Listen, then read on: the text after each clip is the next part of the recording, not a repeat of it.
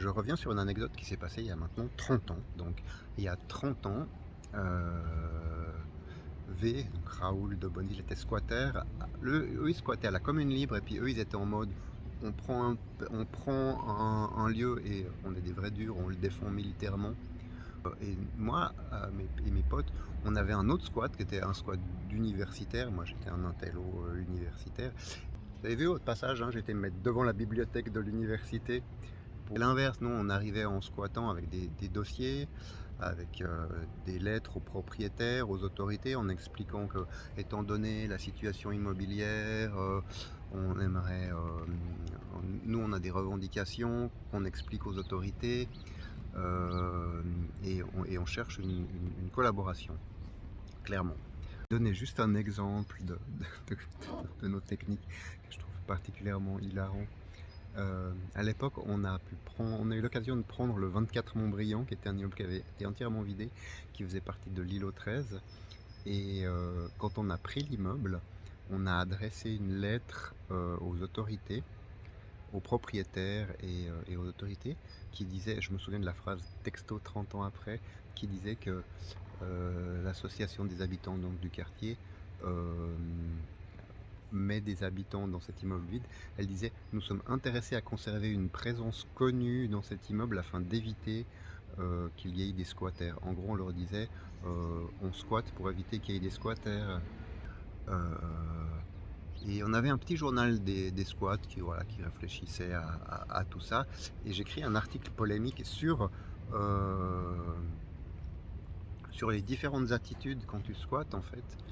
Et je vois que 30 ans après, c'est encore extrêmement.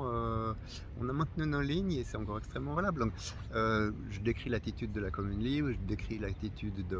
Nous, c'était le capitaine Haddock, notre 24 Montbriand, pour ceux qui connaissent, l'îlot 13. Je décris l'attitude politique commune de l'îlot 13, celle de la commune libre, et voilà, je fais un petit blabla là autour. Et puis on publie ça. Et puis quelques mois après, quelques semaines après, il y a un mec dont je me souviens ni du nom ni du visage qui me dit: ouais, Raoul il veut te casser la gueule. Moi je faisais 50 kilos, Raoul il devait en faire 80, c'était un punk. Il avait de quoi faire peur. Mais j'ai pas eu peur. Il me dit: ouais, Raoul il veut te casser la gueule. Moi j'ai pas revu ce Raoul tout de suite, donc on n'a pas pu s'expliquer. Bon, je sais pas ce que je me suis dit, mais je me suis dit, bon, entre vrais anarchistes, enfin, moi j'avais de la peine à croire à ce genre de truc. Et puis il se trouve que quelques mois après, Raoul avait dû se tirer parce que je pense que je vais raconter l'histoire à gros traits, elle est probablement pas tout à fait vraie, mais en gros les flics avaient dû mettre ses empreintes digitales sur un pavé qui avait traversé une vitrine parce qu'il commençait à faire chier. Et bref, Raoul avait dû quitter Genève parce que ça devenait un peu compliqué pour lui. C'est pas de la médisance, c'est pas de la médisance du tout, vraiment. Bref, de toute façon, il était mieux à la campagne, il était parti élever des chèvres dans les Cévennes.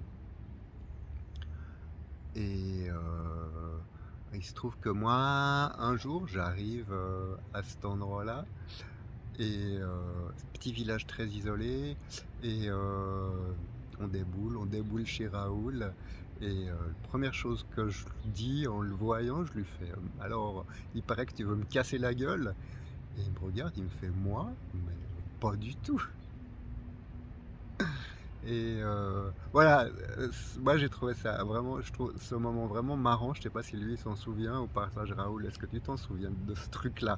Parce que maintenant je fais des chansons provoques sur W, mais en fait, toute cette histoire que je te fais maintenant, 30 ans après, elle vient de là. Elle vient de ce petit moment-là qui était d'une part très marrant, et puis d'autre part très révélateur de nos attitudes. Parce que moi, ce que je vois, c'est que 30 ans après, on a gardé le même truc dans nos façons d'envisager la lutte, dans nos façons d'envisager euh, le combat politique. Euh, Moi, je cherche toujours des collaborations plutôt que des confrontations, et je cherche des collaborations un peu étranges parce que je viens avec des propositions qui sont tellement starbées, mais comme je viens avec de la bonne volonté et des bons arguments, le pouvoir en place, le pouvoir en place. Eh bien, obligé, surtout si tu sais faire, si tu as des associations, tu ne te présentes pas comme un individu, mais comme une association, le pouvoir est un peu obligé de considérer ce que tu lui dis et et d'ouvrir le dialogue. Et, heu toi, pour ce que j'en sais, en tout cas pour ce que tu continues de chanter, tu restes dans une attitude de confrontation qui a ses vertus, hein, c'est pas une condamnation. Hem, c'est une comparaison sur, les techniques de lutte et je crois qu'elle est symbolique, elle est à la fois caricaturale parce que les trucs qu'on faisait il y a 20-30 ans, on avait évidemment plus de liberté par rapport à maintenant, donc on pouvait s'éclater dans nos projets, faire des machins que maintenant on pourrait même plus imaginer. Heu, mais malgré ça, 30 ans après, on a gardé des lignes de base qui sont, on était fidèles à nous-mêmes en fait. On était fidèles à nous-mêmes. Ça, c'était pour introduire, mon album, Alors V